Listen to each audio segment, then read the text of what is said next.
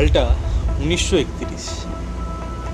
Frenkie Smith আর তার সহগামীরা Mount Kamet অভিযান করে তখন ফিরছিলেন। ফিরতে ফিরতে তারা একটা অজানা ভ্যালিতে হারিয়ে যায়, যেটা পুরোটাই একটা মেডিসিনাল প্ল্যান্ট দিয়ে ভর্তি। কত রকমের ফুলের সন্ধান তারা সেদিনকে বের করেছিলেন, আর সেই ভ্যালি আজকের আমাদের কাছে ভ্যালি অফ ফ্লাওয়ার নামে পরিচিত, যেখানের দুর্গম পথ কেদারনাথ অমরনাথের থেকেও ভয়ঙ্কর, আর যেখানে একবার হারিয়ে গেলে বা পা ফিসলালেই সব।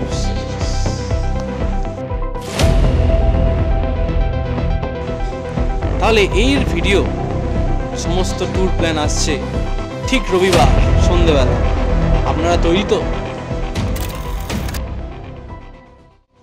এছাড়াও আপনাদের জন্য থাকবে ঋষিকেশ ট্যুর প্ল্যান, আর সাথে থাকবে অবশ্যই বদ্রীনাথ ট্যুর প্ল্যান। তাহলে আপনারা সবাই তৈরি থাকুন, এই ভিডিওগুলো পর ঠিক আসবে আমার এই চ্যানেল বলস জার্নি।